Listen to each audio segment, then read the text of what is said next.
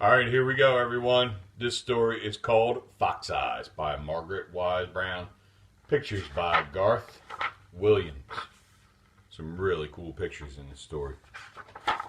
Really great words, and it lets you learn about the life of a fox.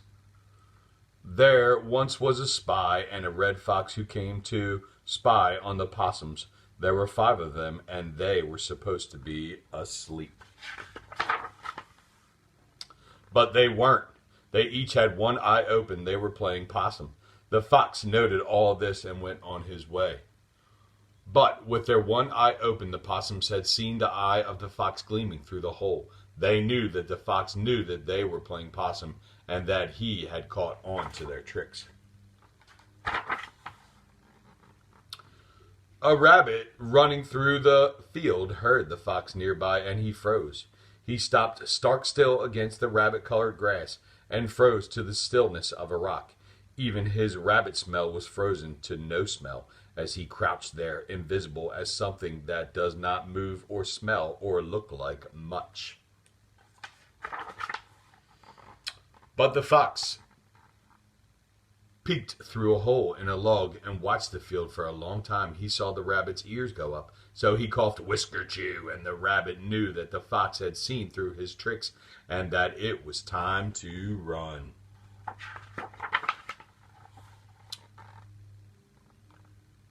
And Squirrel was bustling about underneath a hazelnut tree. He frisked his tail and peered about, then dashed up a nearby oak tree to a hole where he had hid his nuts. But the fox was peeking from behind a rock, and he saw where the little squirrel hid his nuts. The fox coughed, "Whisker chew."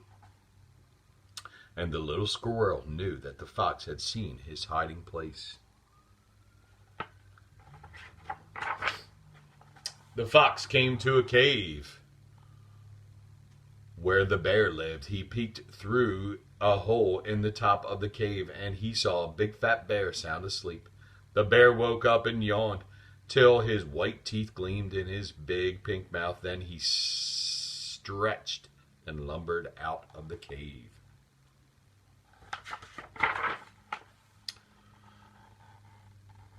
The fox followed him. He saw the bear go to a big stump where the bear hid his honey.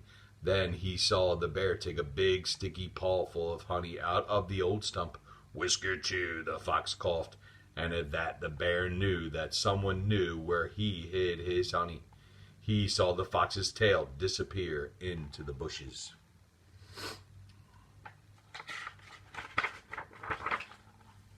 Then the fox followed a little fat dog.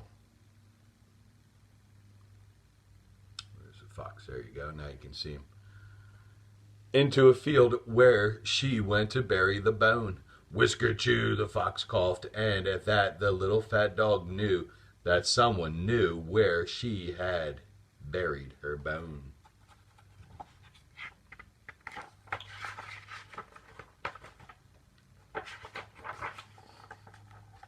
Then the fox climbed an apple tree. Along the bark of the tree, the eye of a tree toad closed suddenly. The fox coughed, "Whisker chew," and the toad knew that someone had seen him hiding there in plain sight against the bark of the tree. See that little toad? Great pictures, huh? Some children who were supposed to be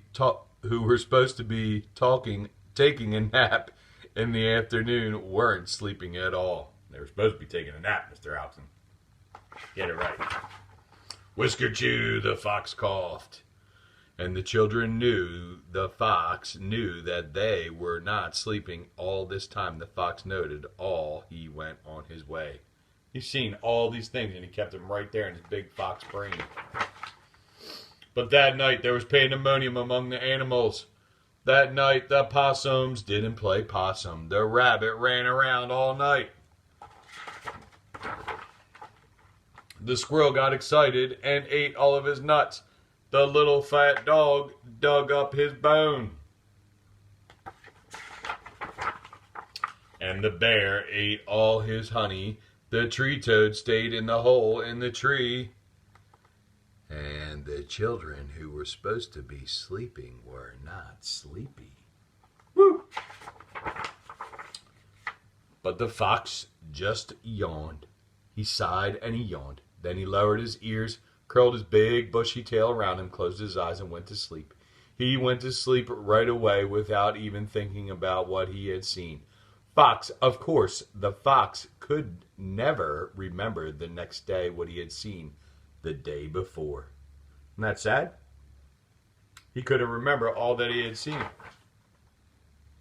And no one knows that but the fox. His brain's not as big as yours, not as big as mine. Yours is probably bigger, so. Thank you. Have a good day.